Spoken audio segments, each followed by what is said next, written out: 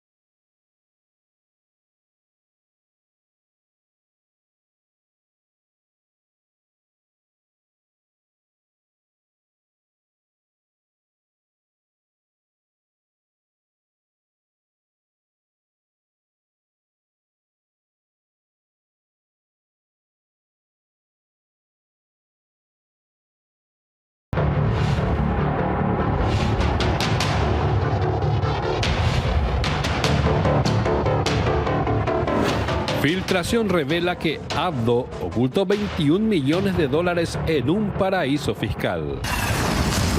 El expresidente Mario Abdo Benítez ocultó más de 21 millones de dólares en cuentas offshores radicadas en las Islas Seychelles a través de dos sociedades vinculadas directamente a su nombre y al de su esposa, Silvana López Moreira, según revela una investigación publicada por el medio argentino Periodismo y Punto. La publicación firmada por el periodista Luis Gasulla accedió a registros bancarios filtrados que muestran el movimiento de fondos del expresidente paraguayo. Los documentos revelan la existencia de dos sociedades de responsabilidad limitada radicadas en Seychelles, con un total de 459 kilómetros cuadrados. Las Islas Seychelles son un verdadero paraíso elegido por los turistas más exquisitos que buscan disfrutar de sus tierras entre las aguas del Océano Índico. Pero no solo su naturaleza convirtió a esta joya en uno de los destinos más deseados, sino que es famosa por ser uno de los paraísos fiscales favoritos para la fuga de capitales por aquellos que desean evadir impuestos y afrontar una carga impositiva menor. Un paraíso fiscal es un territorio que ofrece a individuos y empresas extranjeras poca o ninguna carga tributaria en un entorno estable desde los aspectos que se refieren a lo político y a lo económico, y desde donde se suele proporcionar poca o ninguna información financiera a las autoridades fiscales extranjeras. Mario Abdo Benítez optó por ocultar su dinero en este archipiélago de acuerdo con la filtración. La primera cuenta, registrada en el banco MCB Internacional, fue abierta en noviembre de 2022 cuando todavía era mandatario, a nombre de Star Capital Financial Service Limited, con un saldo de 12.3 millones de dólares. La segunda, asociada Exchange Contracts International Finance Limited, fue creada en septiembre del 2023, apenas un mes después de que Abdo dejara la presidencia, y contenía 8.7 millones hasta junio de este año. De acuerdo con la prensa argentina, entre noviembre de 2024 y mayo de 2025, Star Capital recibió 4 transferencias desde Capital Holding Limitada, Logistic Accounting and Consultants Limited, Sport Marketing Plus Limited y Windward Brokerage, por montos que van desde 850.000 a 1.7 millones de dólares. Del mismo modo, Exchange Contract recibió también 5 transferencias de empresas similares que van desde 600.000 a los 950.000 dólares. Ambas cuentas figuran a nombre del expresidente y su esposa, sin figurar en la la declaración patrimonial final presentada por Abdo Benítez al dejar el cargo, lo que podría configurar enriquecimiento ilícito, evasión fiscal y lavado de dinero. Un aspecto llamativo es que los 21 millones de dólares alojados en Seychelles superan 7 veces el patrimonio neto declarado por Abdo al concluir su mandato. Según el informe periodístico, ni las utilidades reservadas en sus empresas ni sus ingresos como presidente explican este importante volumen de capital. El 23 de agosto de 2023, días después de dejar la presidencia, Abdo declaró un patrimonio neto de 21,8 mil millones de guaraníes, aproximadamente 3 millones de dólares. Sin embargo, la Contraloría General de la República detectó que sus empresas Aldía S.A. y Createc S.A. movieron utilidades por cerca de 45 millones de dólares entre el 2018 y el 2023, dinero que fue reclasificado como reservas y por tanto quedó fuera del radar fiscal. El informe presentado por la Contraloría resalta que las ganancias crecieron 61 veces respecto del periodo previo a su mandato, un salto difícil de explicar con los números declarados. El artículo también cuestiona el cable confidencial del entonces embajador estadounidense Mark Osfield, quien omitió en su análisis financiero del exmandatario las utilidades acumuladas de sus compañías. La duda que plantea la investigación es si se trató de un descuido amistoso o de un pacto político empresarial que protegió al exmandatario de investigaciones internacionales, mientras se presentaba como aliado estratégico de Estados Unidos. Si la Fiscalía paraguaya logra vincular los fondos offshore con ganancias no declaradas o de origen ilícito, Abdo Benítez podría enfrentar cargos por lavado de dinero y enriquecimiento ilícito, delitos que contemplan hasta 10 años de prisión y el decomiso total del patrimonio ilícito.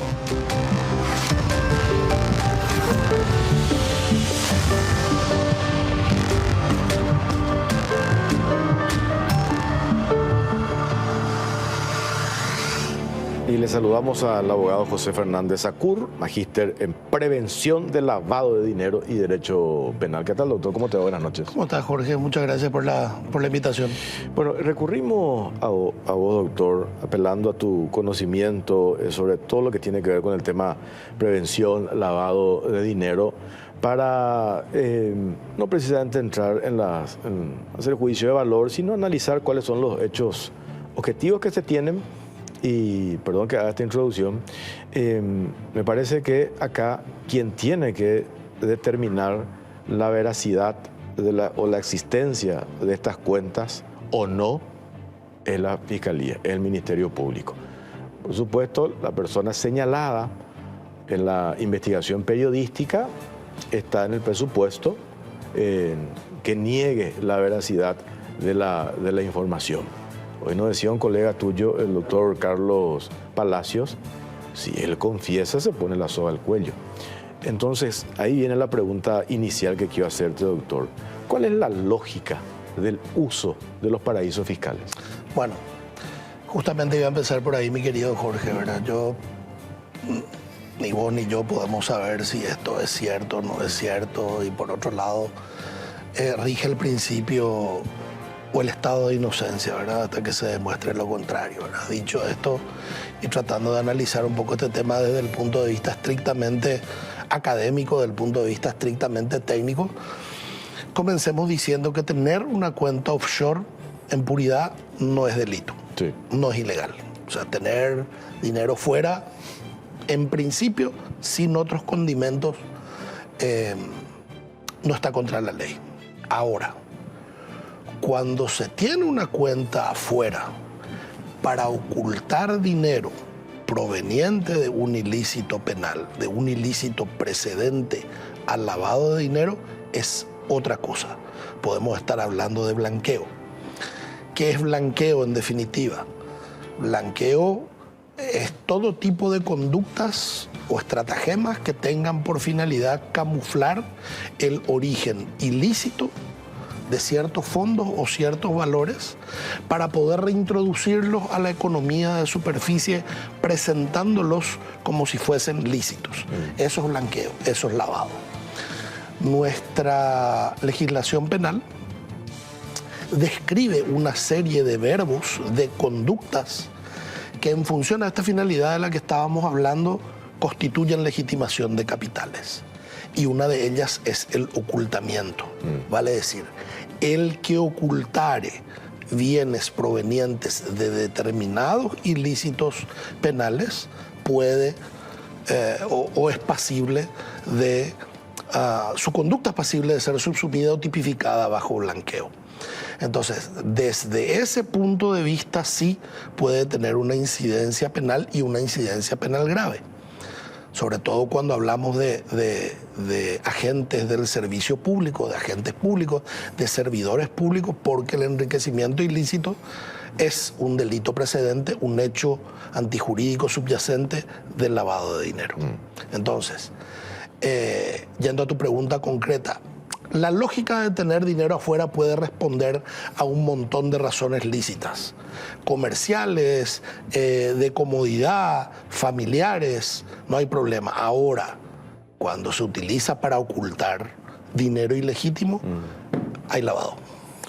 En la charla que tuvimos ayer con el colega Luis Gazula, que fue el que accedió a la filtración, tuvimos una entrevista en uno de sus espacios periodísticos y después, como nosotros no accedimos a la filtración y por la relevancia de un hecho como el denunciado, estamos hablando de supuestas cuentas en paraísos fiscales que salpica a un expresidente de la República y por un monto, por Dios, 21 millones de dólares.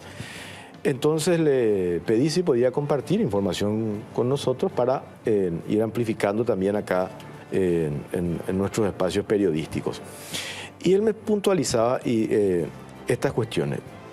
Yo te preguntaba lo de la lógica de los paraísos fiscales. No exige revelar públicamente los beneficiarios reales. ¿Es cierto? No coopera de forma automática con investigaciones periodísticas. Y muchas veces ni siquiera investigaciones oficiales. Menciona también ni judiciales extranjeras. Y ahí hago un paréntesis. Por eso es que a mí me llamó la atención.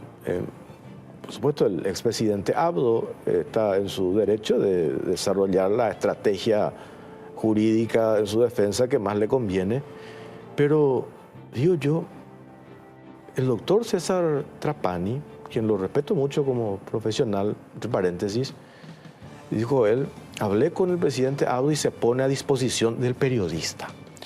Y le va a facilitar las claves para que él tenga acceso e ir a corroborar la veracidad o no de esta información. Y ahí digo yo, pues ¿cómo le va a dar acceso para corroborar si vos negás que no existe tal cuenta? Y lo otro, uno se pone a disposición de la fiscalía, no se pone a disposición de un periodista. De hecho, entiendo que la Fiscalía General del Estado está abriendo una investigación. Que vamos a compartir enseguida ese audio, sí. Una investigación preliminar y en el marco de esa investigación la colaboración que pudiese ofrecer el expresidente de la República seguramente va a ser importante, ¿verdad? Y lo otro, dice, se requiere de un pedido, de pedidos judiciales formales o cooperación gubernamental para obtener información. Pero por eso me parece importante esto que nos dijo el fiscal general del Estado. Ese es el disparador para avanzar en la investigación, porque los paraguayos nos merecemos saber si esta filtración, lo de los 21 millones de dólares en paraísos fiscales, supuestamente pertenecientes al expresidente y a su esposa, tenemos que aclarar si es real o no. ¿Pero quién va a determinar eso? ¿La declaración del abogado del afectado? No.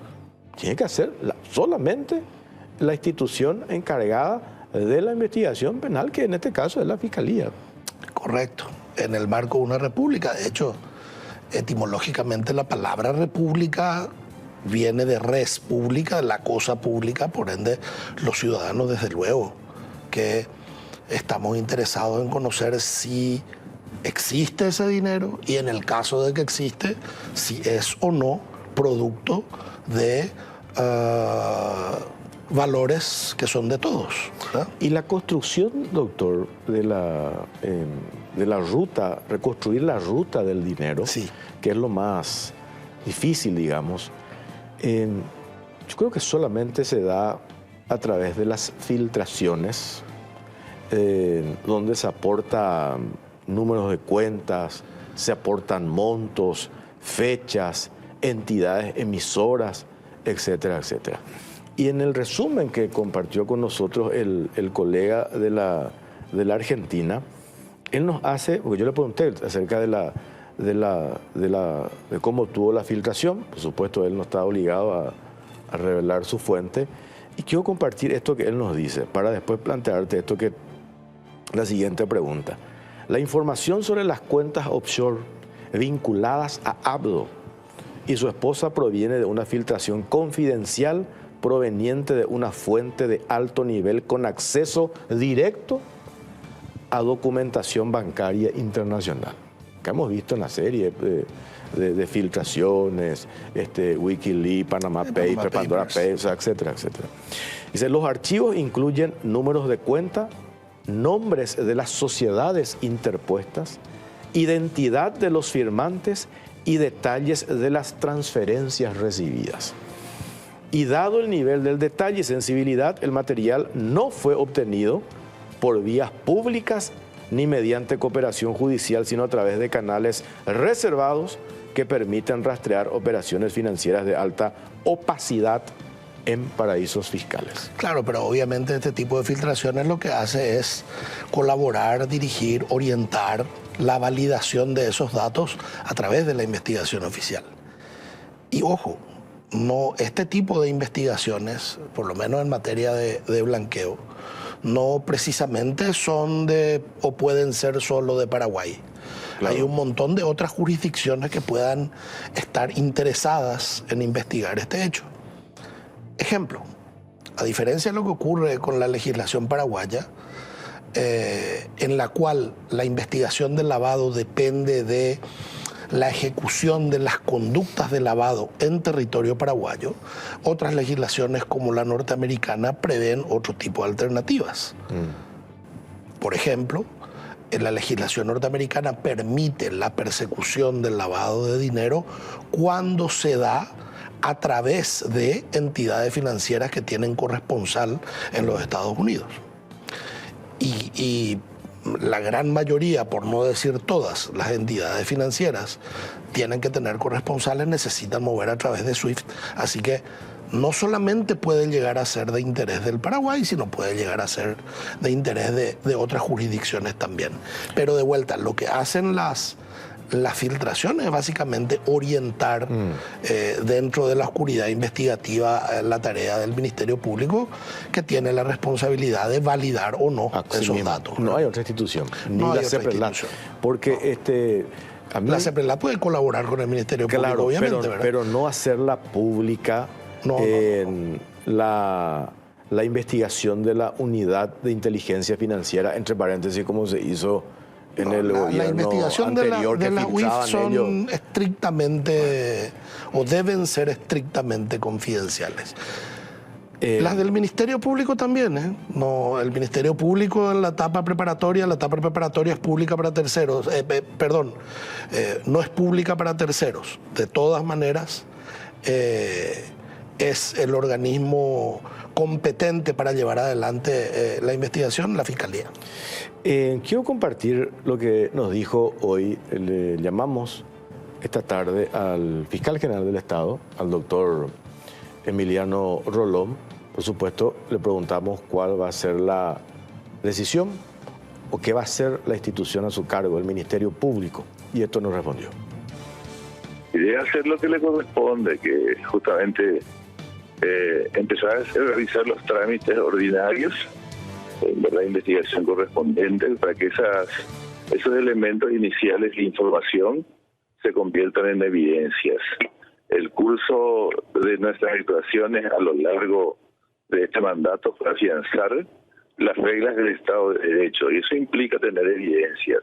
Hoy tenemos una información que cotejar, solamente esa. Si es que las etapas de la investigación preliminar se cumplirán como corresponde a cualquier hecho punible que tiene una información pública o una fuente pública. Tiene que haber una investigación preliminar a cotejar esas informaciones. No todo lo que sale en primera plana o primera fuente es en realidad como debe ser. Se recurren a las fuentes, normalmente si el hecho punible amerita, se crea un equipo de trabajo, un trabajo individual, y el producto del resultado de esa investigación, obviamente, aconsejará la toma de alguna decisión por la Fiscalía.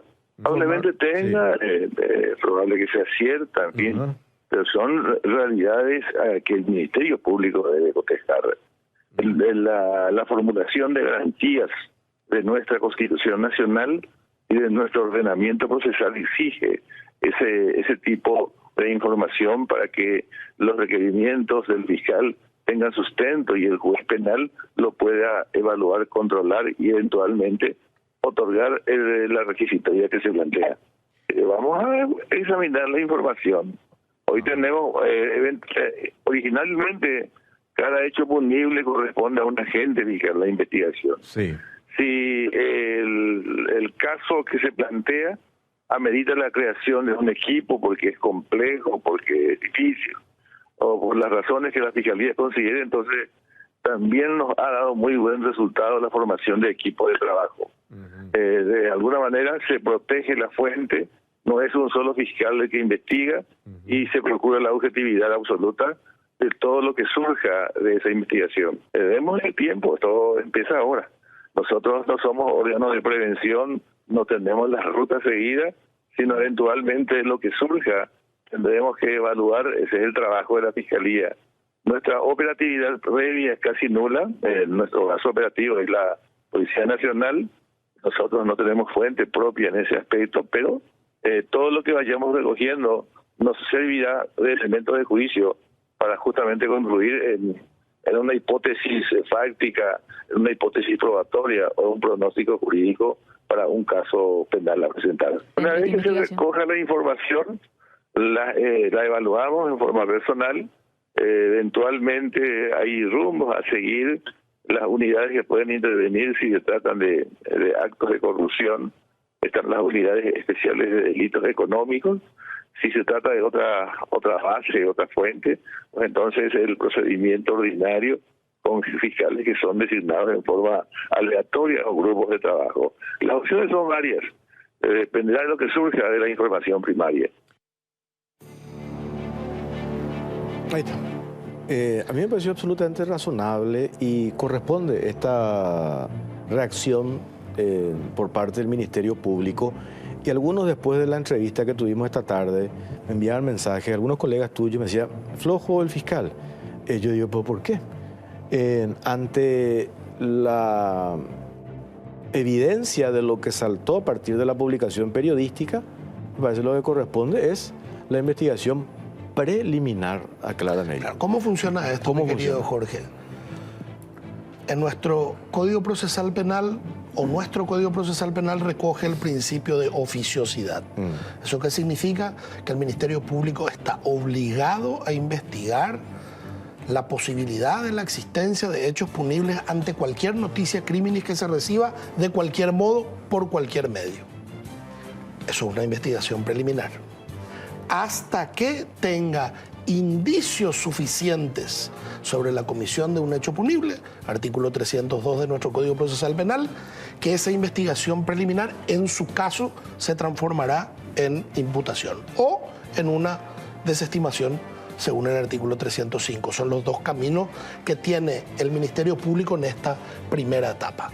Pero correcto el fiscal general, principio de oficiosidad, investigo primero la seriedad de los datos y ahí se expuestos abre en las la causa, filtraciones.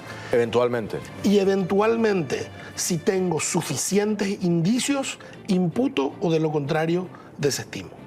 Y ahí es donde yo me quedo, tengo la más pálida idea cuáles son las herramientas o el criterio que van a utilizar para la investigación. Yo supongo en la etapa preliminar poner las primeras evidencias que tenés a mano. ¿Y cuáles son esas primeras evidencias? La publicación periodística. Correcto. No tenés otra cosa. Correcto. Y ahí, ¿qué es lo que tenés? Y que el colega Gazula, cuando le consultamos si él se hizo eco de las declaraciones del abogado del expresidente y del posteo que hizo Abdo Benítez negando la veracidad o la existencia de esas cuentas, dice, yo me ratifico porque tengo acá la documentación. Entonces, Bueno, negar es un derecho, ¿no? claro, no, absolutamente. Callar o negar es un Pero derecho. ahí digo, entonces, la herramienta o el elemento objetivo que van a tener los fiscales en esta etapa preliminar es la publicación periodística.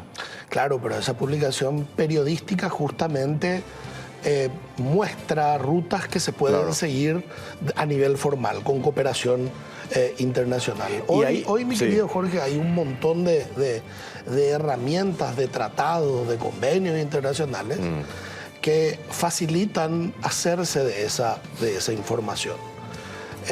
Y obviamente la tecnología hace que sea mucho más fácil y mucho más rápido de lo que era hace 10 años. Claro. Y ahí es donde yo digo, una vez que se entra en esta etapa, ya la Fiscalía, con esta decisión de una investigación preliminar, recurrir a la CEPRELAT, que tienen, creo, también herramientas con sus pares, etcétera, etcétera, para avanzar en la investigación. ¿Por qué menciono esto?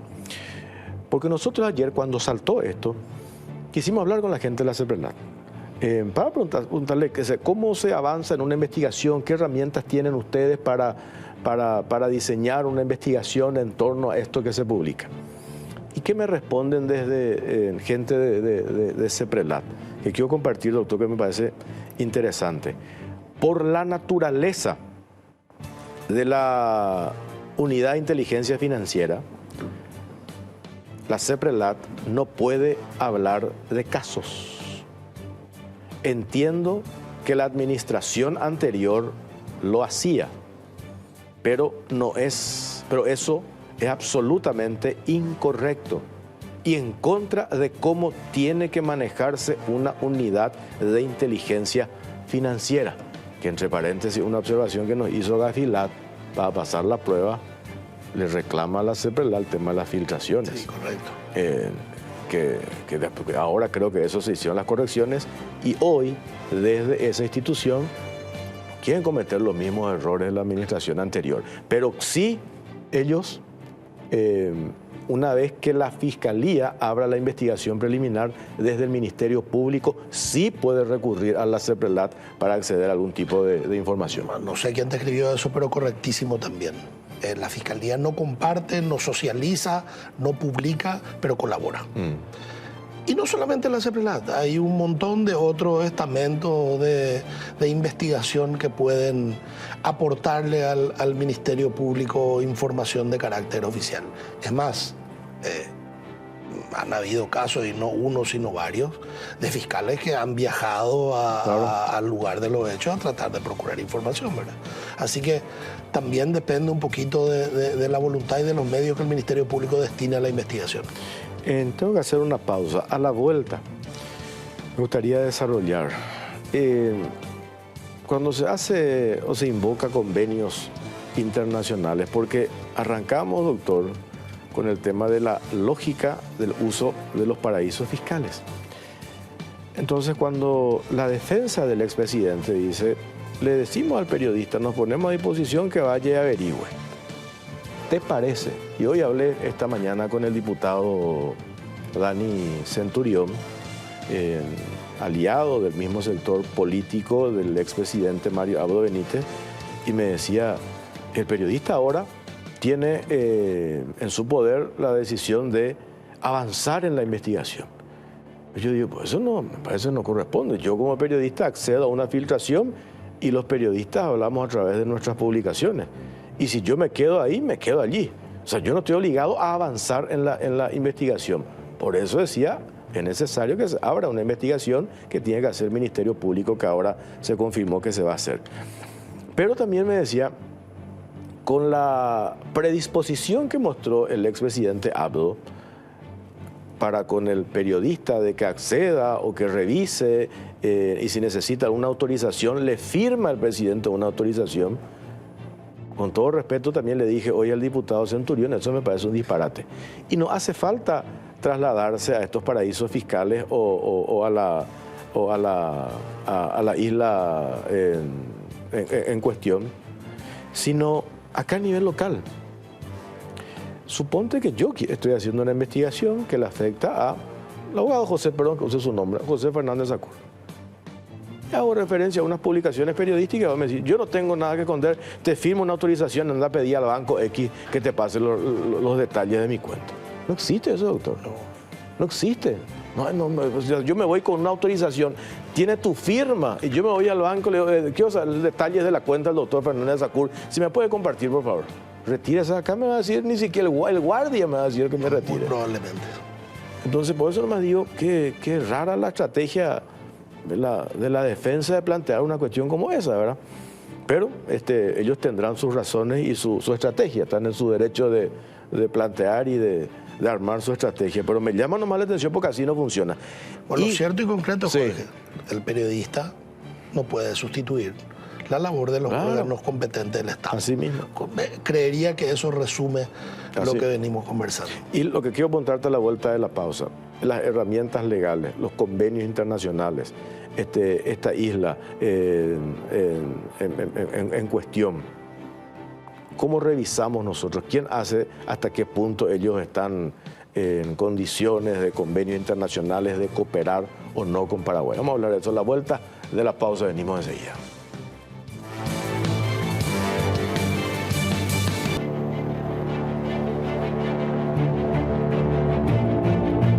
En 1910, con solo 10 años, llegaba al puerto de Asunción Vicente, un niño buscando un futuro mejor y una nueva patria. Vicente Escabone cumplió su sueño y desde 1935 Laboratorios Lasca se convirtió en el laboratorio más importante del país. Con fe, constancia y trabajo los sueños se hacen realidad.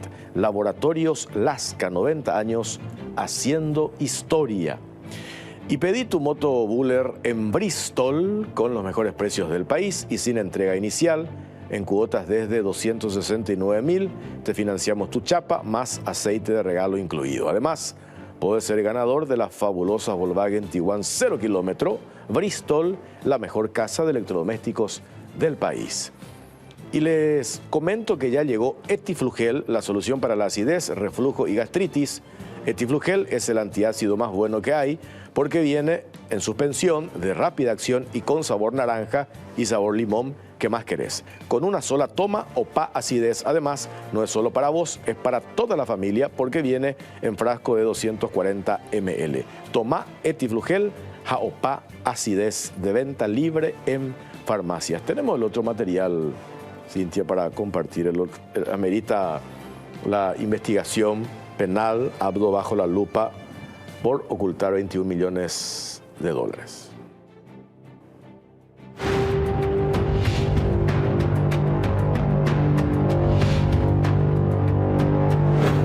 Amerita investigación penal. Abdo bajo la lupa por ocultar $21 millones. El abogado penalista Ricardo Preda consideró que los $21 millones que figuran en cuentas offshores a nombre del expresidente Mario Abdo Benítez y su esposa justifican la apertura de una investigación por presunto enriquecimiento ilícito, lavado de dinero y eventual cohecho. Según el especialista, si las cuentas fueron abiertas durante su mandato, como indica la publicación del medio argentino Periodismo y Punto, estos fondos debieron figurar en su declaración jurada. Si tenemos una cuenta de dinero de esta magnitud en un expresidente y estas cuentas no están declaradas en su declaración jurada, habiéndose abiertas antes de que deje el cargo, como mínimo merita la apertura de una investigación por enriquecimiento ilícito y lavado de dinero. La omisión de estos activos podría constituir una falta grave, dado que la ley exige que todo bien que forme parte del patrimonio de un funcionario público sea declarado, sin importar el país donde esté radicado. Preda aclaró que la posesión de cuentas en el extranjero no constituye un delito por sí sola, pero sí lo sería si el origen de los fondos no puede ser justificado con ingresos lícitos. En este caso, la diferencia entre los ingresos reportados por el exmandatario y el monto de las cuentas detectadas constituiría un indicio indicio suficiente para iniciar una investigación formal. Otro elemento relevante es la posible imposibilidad de rastrear el dinero si no ingresó al sistema financiero nacional, lo que obligaría a recurrir a convenios internacionales para acceder a documentación y registros en el extranjero. El informe periodístico señala que las cuentas bancarias fueron abiertas en 2022 y en 2023 en Seychelles, un paraíso fiscal conocido por su secreto financiero, y que estarían vinculadas a dos sociedades donde figuran como firmantes Mario Abdo Benítez y Silvana López Moreira.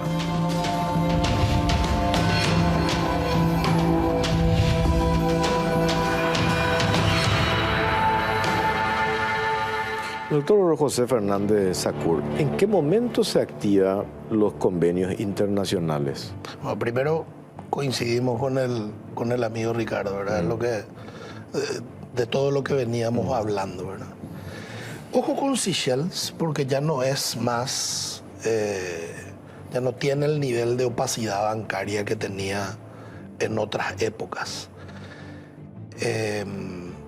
Ya tienen sancionado o sancionada ellos una ley de asistencia jurídica mutua en materia penal que les obliga a contestar pedidos de asistencia, de cooperación penal internacional, particularmente en materia de cuenta bancaria, contenidos, saldo, movimiento, o sea, y esa es una legislación interna de Seychelles.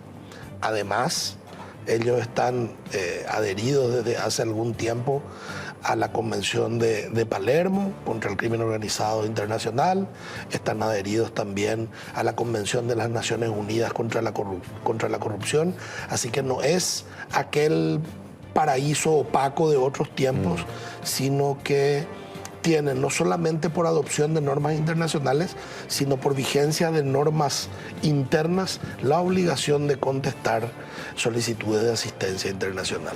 En este caso, el Ministerio Público, a partir de la investigación preliminar, y creemos que si se avanza en la investigación, directamente podría pedir información a estas entidades allí en Seychelles, o necesita vía exhorto o necesita recurrir a convenios internacionales vía ONU. Por esta ley propia de Seychelles que te había mencionado, a través de exhorto sería una buena opción directamente por Cancillería. ¿Y en qué momento cuando decimos que... Perdón, Jorge, en todo caso, y uno también va acomodando su investigación a las contingencias que va teniendo. Ahora, si no contesta por esta vía, se recurre a otra vía y así, ¿verdad? Pero como te decía, hoy la tecnología hace que el tiempo de respuesta y de saber si corregir la vía que se tomó es mucho más rápido que hace unos años. Pongo un ejemplo, dos casos puntuales. Aclaraste que ya Seychelles no tiene la opacidad que tenía años anteriores. Estaba en la lista negra, la lista gris. Correcto. Creo que hoy ya no, ¿verdad? Caso no muy... un caso reciente en la Argentina, 9 años, la investigación del periodista Jorge Lanata, la ruta del dinero K. 9 años después concluyó la investigación. 9 años después. Y no le fue fácil, nos decían también colegas en la Argentina, a la justicia de ese país acceder a información. Tuvieron que pedir colaboración al más alto nivel internacional. Y cuando hacemos referencia a colaboración al más alto nivel internacional, hablamos al principio de Estados Unidos. Y ahí pongo el otro ejemplo. Caso FIFA Gate. La imperiosa necesidad de la actual administración de la Conmebol, de la recuperación del dinero que salió de la Conmebol. La administración hoy a cargo de Alejandro Domínguez recuperó poco más de 130 millones de dólares. Recuperaron ese dinero, que estaban en diferentes bancos, depósitos que realizaban exdirigentes del fútbol.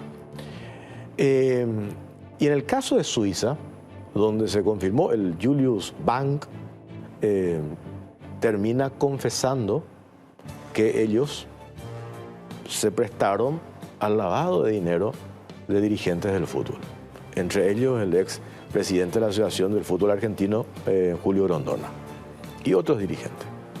Pero en principio no querían colaborar.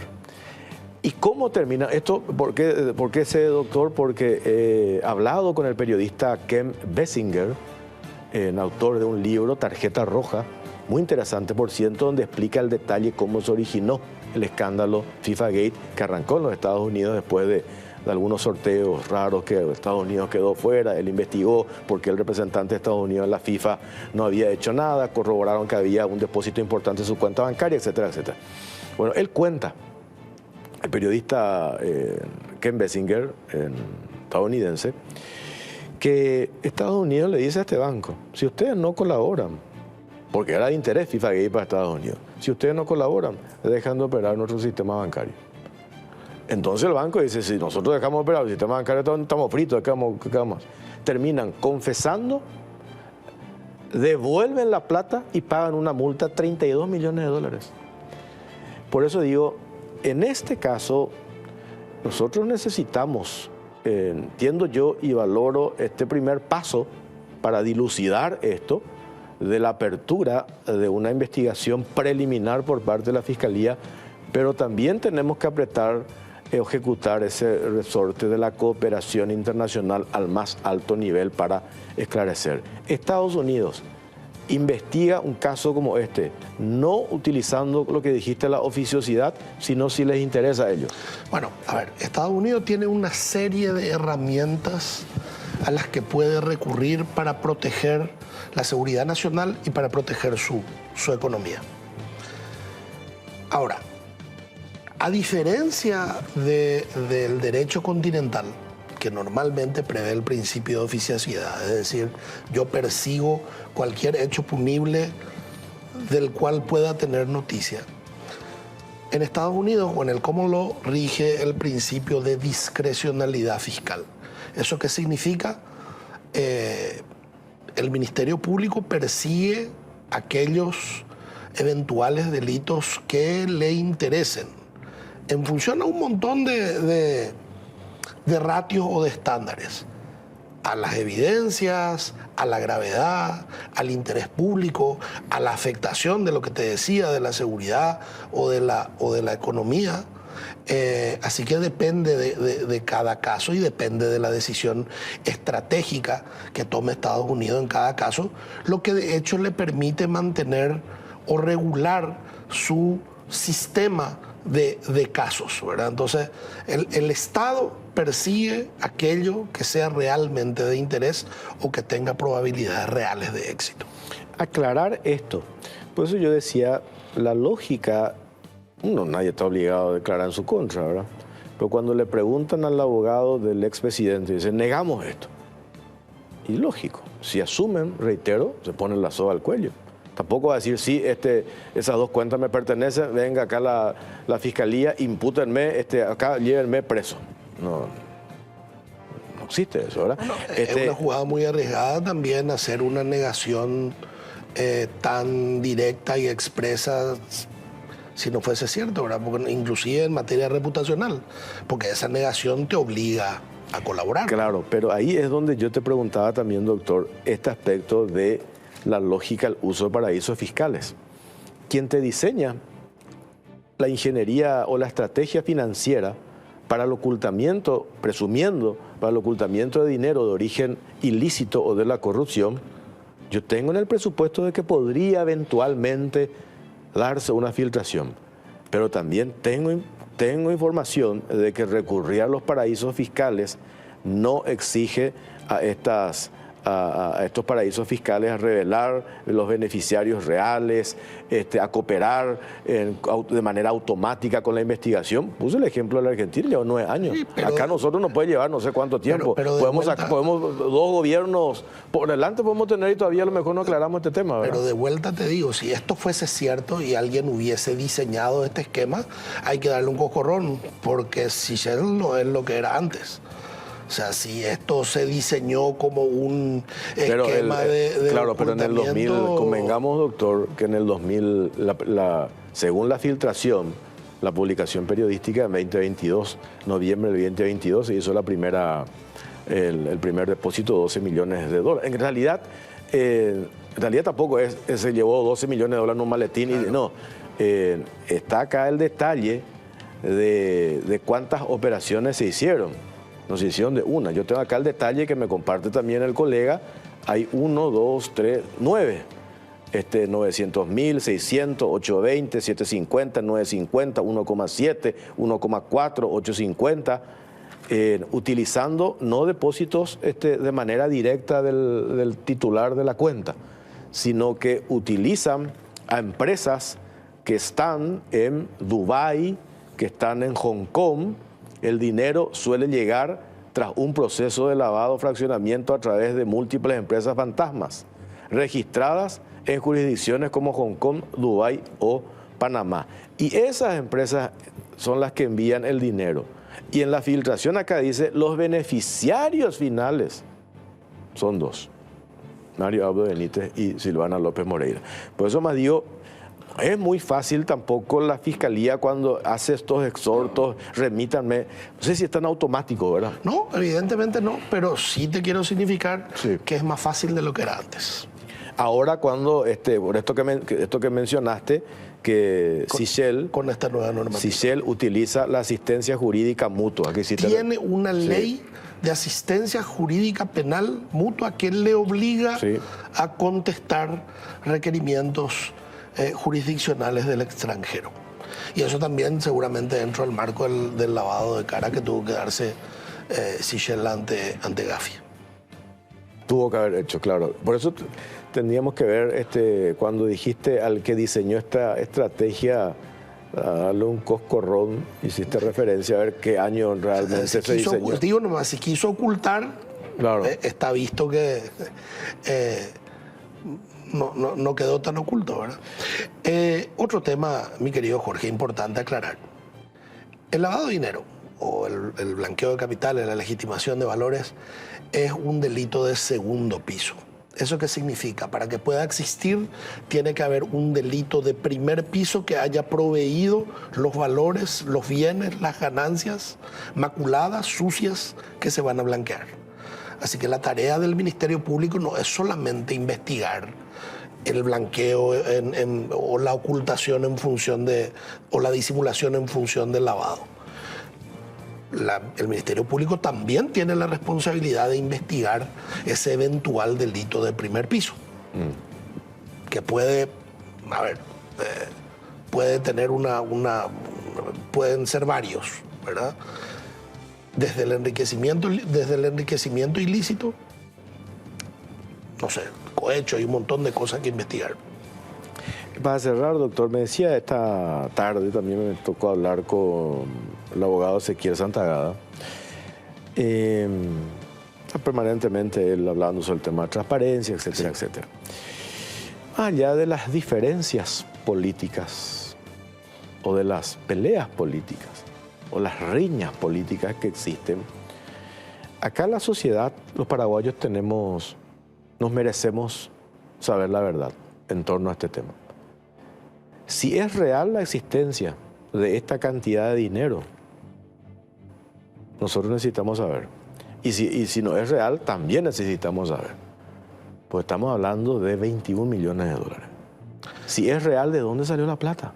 Es lo que te decía. Entonces, acá nomás también, dependiendo de quién es el personaje o la persona afectada o señalada, yo hay que recordar, hace 2 años, por las declaraciones nomás, sin aportar ni una sola documentación, ni un elemento objetivo, de un condenado sicario por el asesinato del doctor Pecci, se abrió acá una investigación, una causa abierta en torno al expresidente Cartes. Acá fue tapa de diario 6 meses, la oposición cabalgando, hasta ahora incluso sobre esa. Entonces digo, y sin embargo acá tenés hoy una denuncia de supuestas cuentas en paraísos fiscales del expresidente Mario Abdo Benítez, algunos directamente ignoran. Hoy le escuchaba a la diputada Rocío Vallejo decir, tenemos que analizar, revisar con detenimiento, con pausa, mirar la fuente, observar quién publicó esto. Digo, cuando se trata de un actor político, no importa quién haya publicado, la verdad absoluta e irrefutable. Pero cuando se trata del otro, hay que ser cauto, hay que revisar, hay que hacer. Y me decía, con esto cierro, Ezequiel Santagada, Yo lo conozco a Luis Gazzola, este periodista, y él es un periodista que goza de credibilidad en su país porque ha hecho publicaciones, incluso el caso reflotó, el caso Lázaro Báez, presta el nombre de Cristina Fernández. Él hizo hincapié al escándalo que tuvo Milei por el tema de la industria de la criptominería, y ahora está con este tema. Entonces, acá, más allá de las riñas y de nuestras rencillas políticas, los paraguayos nos merecemos saber la verdad en torno a este tema, doctor. Absolutamente. Si no es cierto, bienvenido sea. Pero si es cierto, es gravísimo y compromete la imagen país. Sí, absolutamente. Doctor, gracias por su tiempo, muy amable. Gracias, Jorge, por la invitación. Hacemos una pausa cortita, venimos enseguida. En 1910, con solo 10 años, llegaba al puerto de Asunción Vicente, un niño buscando un futuro mejor y una nueva patria. Vicente Escabone cumplió su sueño y desde 1935 Laboratorios Lasca se convirtió en el laboratorio más importante del país. Con fe, constancia y trabajo, los sueños se hacen realidad. Laboratorios Lasca, 90 años haciendo historia. Y para tener un equilibrio ideal y un buen funcionamiento del organismo, ahora tenés a mano Mielaxan, el laxante que con una sola toma de sus cápsulas blandas no daña la mucosa gástrica y con acción comprobada. Mielaxan limpia y depura el organismo. Para tener un cuerpo saludable, comenzá con tu interior. Mielaxan, el laxante que funciona y el equilibrio volverá a tu cuerpo. Es de Laboratorios Galeno. Y Broncogalén jarabe alivia todos los síntomas de la tos. Broncogalén es también fluidificante y expectorante. Eso es Broncogalén jarabe. Todo lo natural en un solo producto y un solo producto para toda la familia. Además, no tiene azúcar. Atendé bien. Amba, eucalipto, miel y limón. Orecopa y té. Broncogalén, paraguayo y té, natural té. Y llegado a una cierta edad, los huesos frágiles son un problema, por eso Osteogalén Calcium más vitamina D ayuda a recuperar la falta de calcio y hace que tus huesos sean más fuertes. Osteogalén hace que tu vida vuelva a la normalidad. Tenemos este material. Justicia ordena millonaria indemnización por plagio de proyecto inmobiliario. A ver.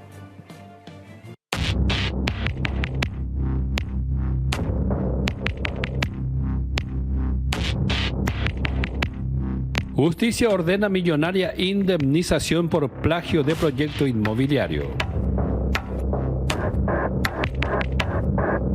La justicia dictó una sentencia en materia de propiedad intelectual al reconocer la violación de derechos del autor sobre un proyecto arquitectónico en un fallo que refuerza la seguridad jurídica y la protección a las inversiones inmobiliarias que se realizan en el país. La jueza Patricia Viviana Samaniego Ortiz hizo lugar a la demanda presentada por la firma Terminal Occidental S.A. y ordenó una indemnización de $1.150.000 por el uso indebido de su proyecto inmobiliario Complejo Ciudad del Chaco, Marina Residencial y Corporativa, actualmente conocido como El Delta. La sentencia recayó sobre el empresario Paul Norman Helmers dos Santos y las empresas Pro Bienestar S.A. y Signature S.R.L., a quienes además se les ordenó rediseñar completamente las fases futuras del emprendimiento La Ribera para que no reproduzcan ni siquiera parcialmente los elementos conceptuales, estructurales ni visuales del proyecto original registrado por Terminal Occidental. El fallo sienta precedente al reconocer como violación de propiedad intelectual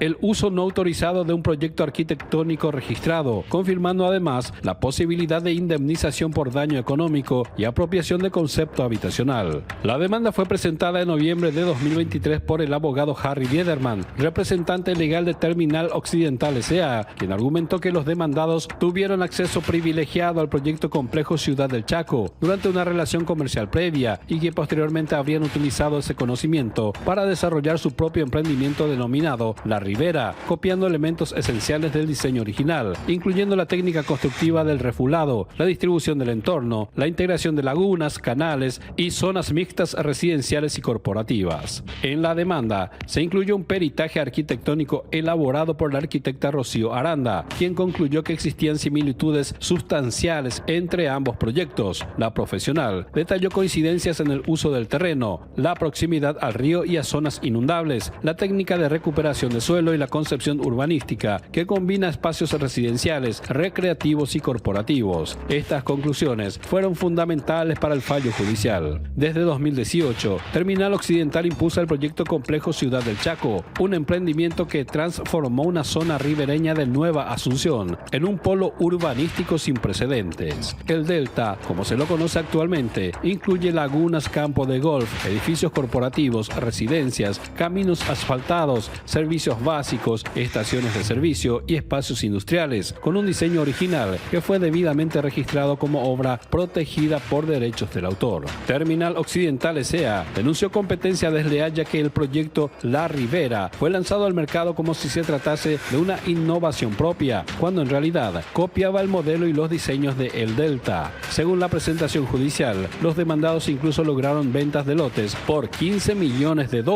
aprovechando un concepto que no les pertenecía. La empresa demandante sostuvo que esta apropiación indebida le causó una pérdida de oportunidades comerciales legítimas.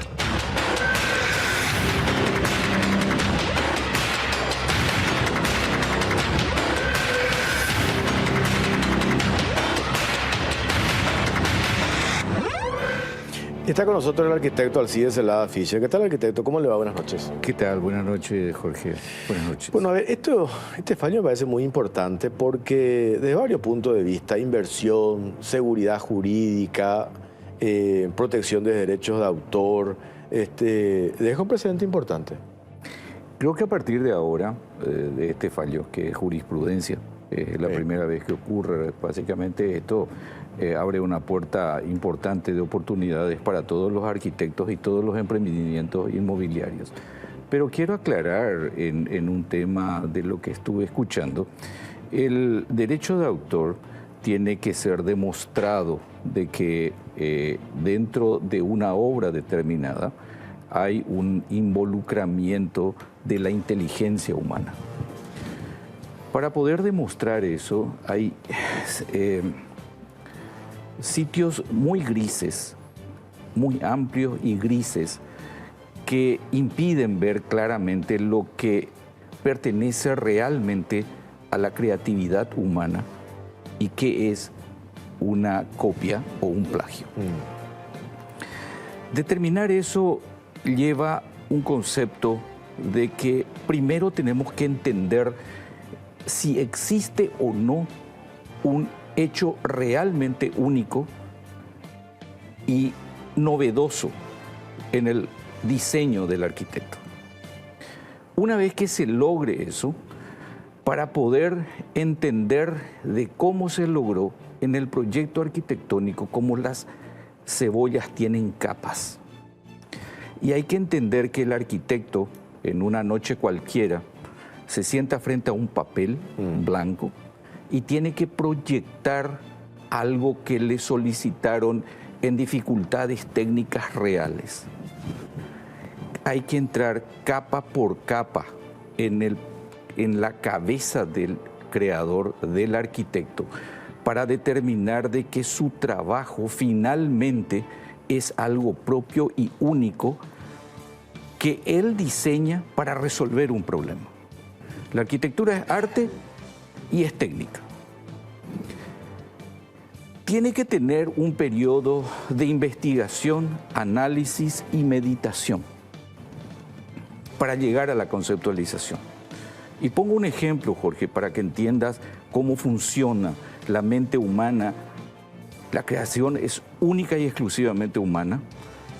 Una silla.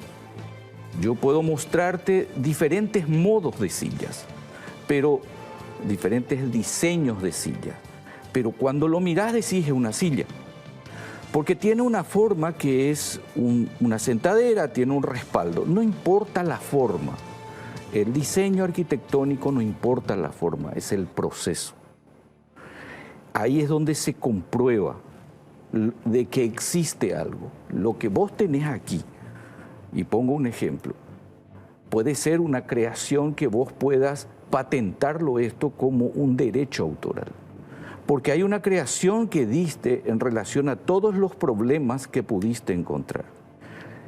Resolver eso fue lo que llevó a presentar un peritaje y se mostró en el juicio de que el proceso de creación del barrio, yo le llamo Tosa, que es realmente el Delta, tuvo una creatividad desde el año 16 hasta el año 22, son 6 años, en donde hubo un periodo de aprendizaje en función de unos problemas enormes con relación al río.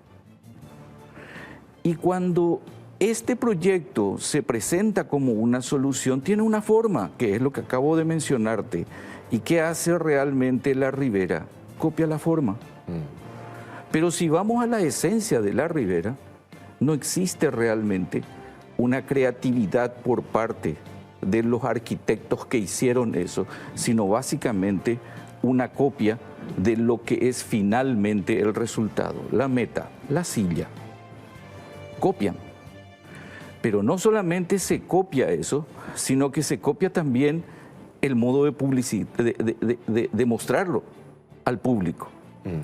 Entonces hay un conglomerado de copias, no solamente del carácter de creatividad del arquitecto, sino que también hasta del propio publicista que desarrolla una imagen del barrio Delta para poder mostrar de cómo realmente es el barrio que se creó en función de eso, y eso es lo que hace Ribera.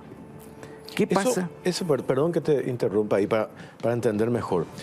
Se tuvo que haber arrimado planos acá. Todos. En este juicio, ¿no? ¿Y por qué se habla de una sentencia inédita, arquitecto? Se habla de una sentencia inédita, lo hablo de esa manera, porque hasta hoy lo que no se pudo llegar a mostrar es de que el proyecto de un arquitecto está basado en un plano que tiene una idea.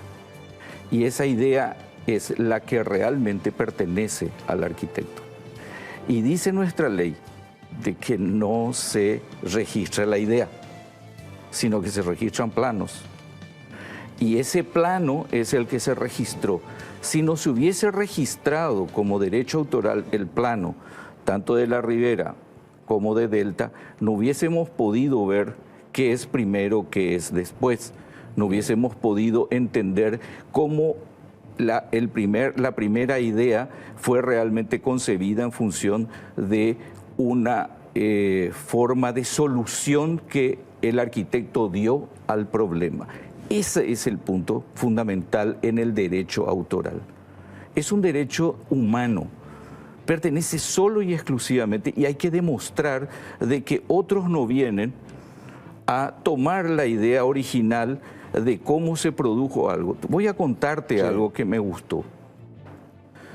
Venía pensándolo, lo pensé en un momento. Hay una película que me gustaría contarte, se llama Joy. Es la historia de cómo la persona crea aquel trapo de repasar que generó toda una revolución. En esa película hay un segmento de la película en donde muestra exactamente el proceso creativo de una persona para poder generar algo nuevo. En un país como en Estados Unidos, muy celoso de la protección de sus ideas, evidentemente todos esos conceptos son transformados en un derecho que es protegido por el Estado. En el nuestro, a partir de este momento, es inédito porque es la primera vez que el Estado, a través de la ley, protege a alguien que creó algo. Y a partir de ahora, cualquier arquitecto, cualquier ingeniero puede registrar su idea y a partir de allí generar una propiedad sobre algo que si vos vas a usarlo, yo lo voy a usar, debo pagarle el derecho a la persona que lo creó. ¿Qué pasa si no registraste, arquitecto? Es un error que a partir de ahora va a haber una avalancha sobre DINAPI, porque en este momento lo que permite esta jurisprudencia es de que todos aquellos creativos y creadores de formas en el país pueden registrar y a partir de este momento pueden tener beneficios económicos sobre sus ideas. Te comento algo más. Muchos años fui docente en la Facultad de Arquitectura de la UNA y participé de mesas evaluatorias del trabajo final de grado. Quiero mencionar de que existen realmente ideas originales dentro de eso, que nuestra propia universidad no lo publicita ni lo protege, y que si nosotros pudiésemos utilizar esas ideas que están siendo en este momento presentadas en la universidad, la costanera sur, de cómo se resuelve el problema habitacional, es muy parecido a lo que se presentó hace 10 años en la Facultad de Arquitectura. El derecho autoral es, a partir de ahora, un elemento en el cual cualquier creador puede tomarse y a partir de ese momento saber que su trabajo creativo es protegido por las leyes y es amparado por el Estado en toda su composición. Eso nos permitió esta demanda. ¿Qué hubiese pasado si el proyecto de la Ribera hubiese registrado antes? Tendríamos que haber determinado quién realmente tuvo, y dice eso. Leí algunos libros. Hay uno que se llama, muy interesante, Antequera Parrilla, también me hice asesorar. Él dice de que siempre existe un plagio de algo ya hecho.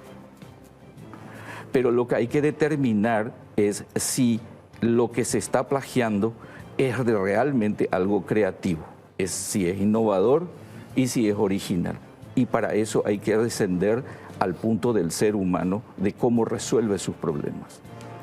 La creación de las herramientas de nuestros antepasados prehistóricos que comenzaron con piedras a cortar pieles, etcétera, etcétera, es parte de la creación, y eso hoy nosotros lo tenemos como arquitectura, lo tenemos como ingeniería, lo tenemos como medicina, etcétera.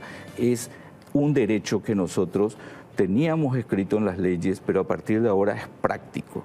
Y no hay personas que no puedan ampararse, ni sectores del conocimiento que no puedan ampararse en eso. Es una revolución silenciosa, no tiene la explosión que tienen ciertos acontecimientos mediáticos, pero la revolución a largo plazo o a mediano plazo va a ser muy importante para el desarrollo de nuestro país.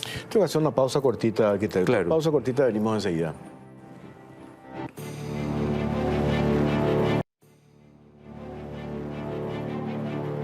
Con tus tarjetas Mastercard o Bueno Bank, cada compra te acerca a los octavos de final de la Conmebol Libertadores.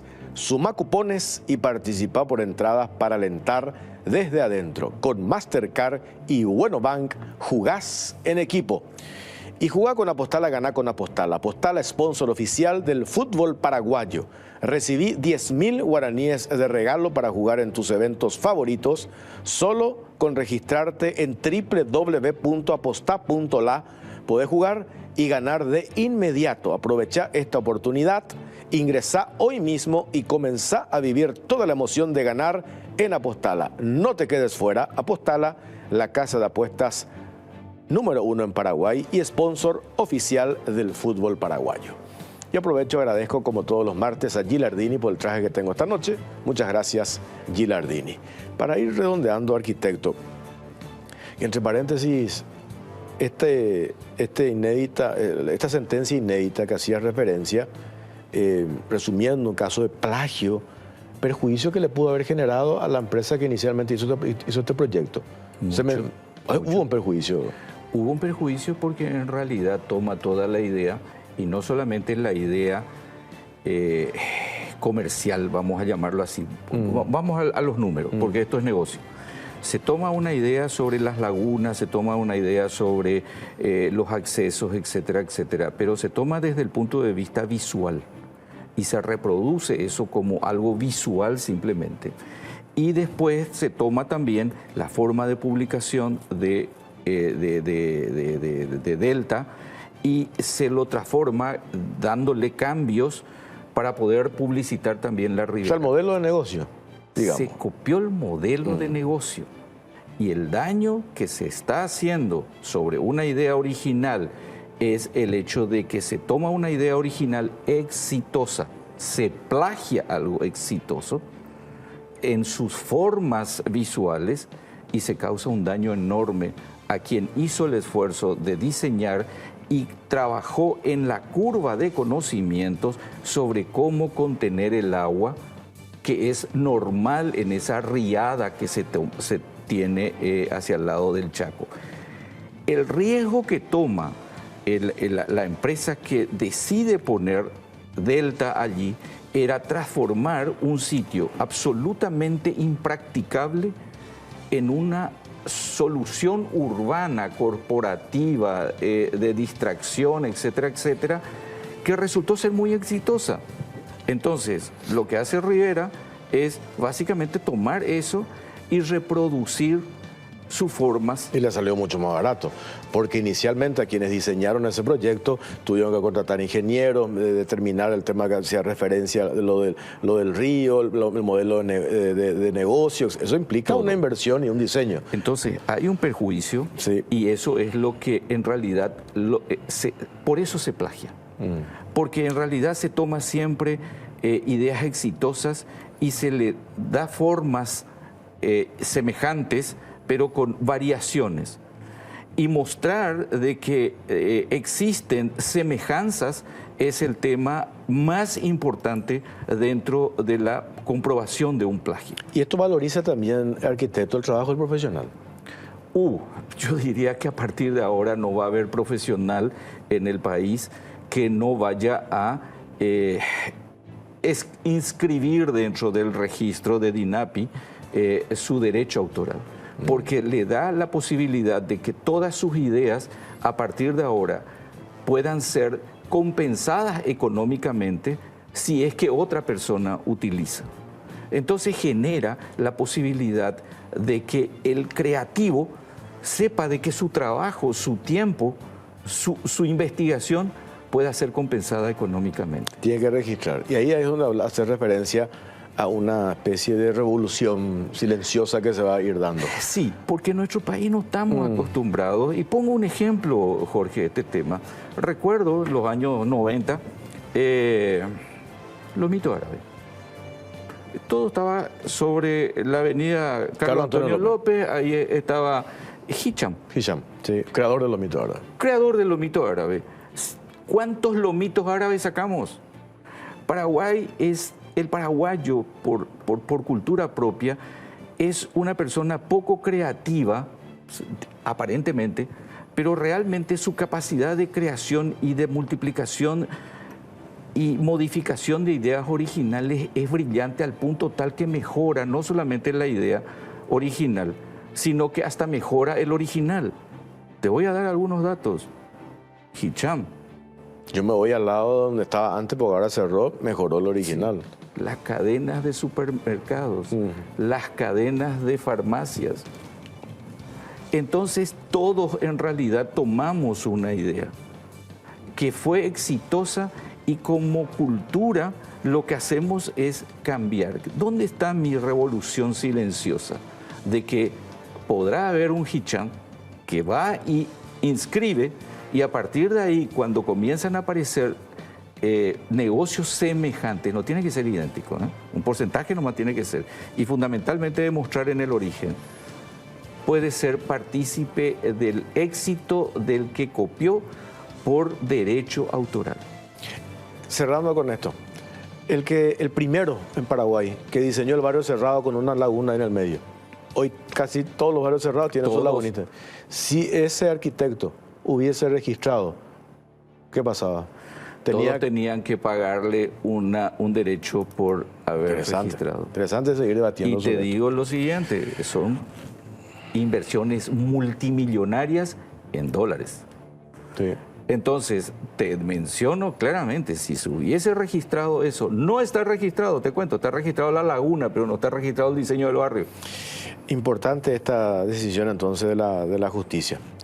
Por el perjuicio para la empresa que inicialmente encaró ese proyecto y versus la otra empresa. Según el fallo acá, Sí. la sentencia es un plagio.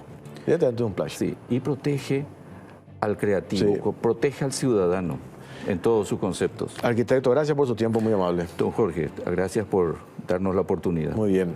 Nosotros nos vamos, nos reencontramos el próximo martes en otro capítulo de La Caja Negra. Buenas noches.